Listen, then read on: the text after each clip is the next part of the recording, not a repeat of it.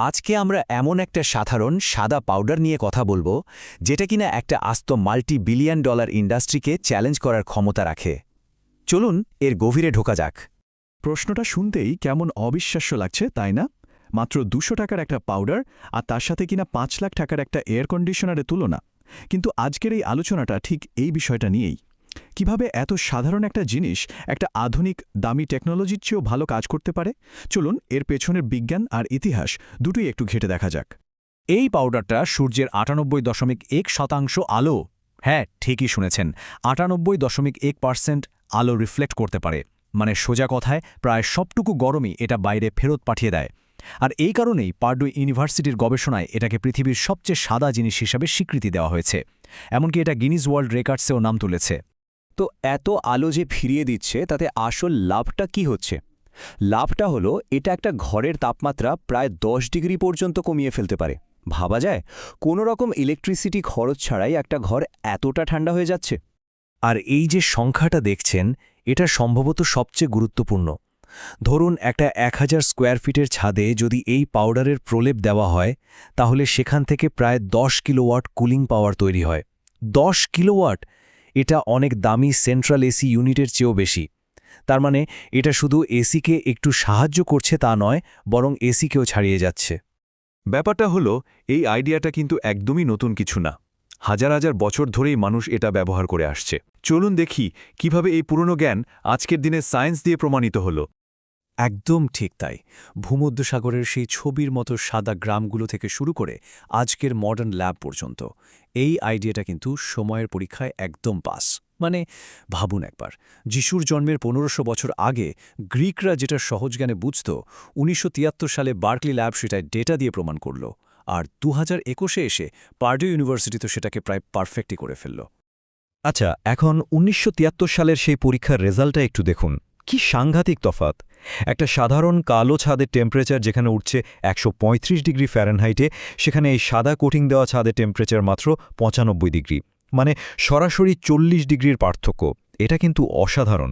আর এই এফেক্টটা কিন্তু শুধু ছাদের উপরই থেমে থাকেনি, ঘরের ভেতরের টেম্পারেচারও কমে গিয়েছিল প্রায় ৮ ডিগ্রি। আর তার ফল, পুরো গরমকালটা এসি চালানোর কোনো দরকারই পড়েনি। সোজা কথায় মাত্র কয়েকশো টাকার একটা পাউডার হাজার হাজার ডলারের একটা এসি সিস্টেমের পুরো কাজটা একাই করে দিয়েছে। তো মনে প্রশ্ন আসতেই পারে, তাই না, যে এত সহজ, সস্তা আর কাজের একটা জিনিস যদি সত্যিই থাকে, তাহলে এটা এত ব্যাপকভাবে ব্যবহার হচ্ছে না কেন? চলুন এর পেছনের সম্ভাব্য অর্থনৈতিক কারণগুলো একটু খুঁজে দেখি, যেগুলো আমাদের সোর্সগুলোতে উঠে এসেছে। এই চার্টটা দেখলে কিন্তু আসল ব্যাপারটা পরিষ্কার হয়ে যায়। একদিকে দেখুন ৫ বছরের চুনকাম বা লাইম ওয়াশের খরচ বড়জোর $৫০, আর অন্যদিকে একটা সেন্ট্রাল এসি সিস্টেম আর তার ইলেকট্রিসিটি বিল মিলিয়ে খরচ পড়ছে $৭,০০০-এরও বেশি। খরচের পার্থক্যটা একবার ভাবুন, আকাশ পাতাল। সোর্সগুলো যা বলছে এর পেছনে কয়েকটা বড় কারণ থাকতে পারে। যেমন পেইন্ট ইন্ডাস্ট্রির কথাই ধরুন, যাদের বাজারটা প্রায় $২০০ বিলিয়ন। তারা তো চাইবেই এমন রং বিক্রি করতে যা কয়েক বছর পর পর আবার লাগাতে হয়। আবার এসি চললে ইলেকট্রিসিটি কোম্পানিগুলোর একটা বাঁধা মাসিক আয় হয়। কিন্তু এই লাইম ওয়াশ তো একবার কিনলেই হলো, এখানে তো কোনো সাবস্ক্রিপশন মডেল নেই। আর সবচেয়ে অদ্ভুত ব্যাপার হলো, কিছু কিছু জায়গা তো নিয়মই আছে যে ছাদের রং নাকি ডার্ক হতে হবে, যেটা কিনা ঘরকে আরও গরম করে তোলে। তবে ভালো খবর হলো, এই জ্ঞানটা এখন সবার জন্যেই রয়েছে। চলুন এবার দেখা যাক কিভাবে খুব সহজেই এই কাজটা নিজেই করে ফেলা যায়। এটা কিন্তু কোনো বানানো গল্প নয়, একদম সত্যি ঘটনা। টেক্সাসের একজন বাড়ির মালিক এই পদ্ধতিটা ব্যবহার করেছেন।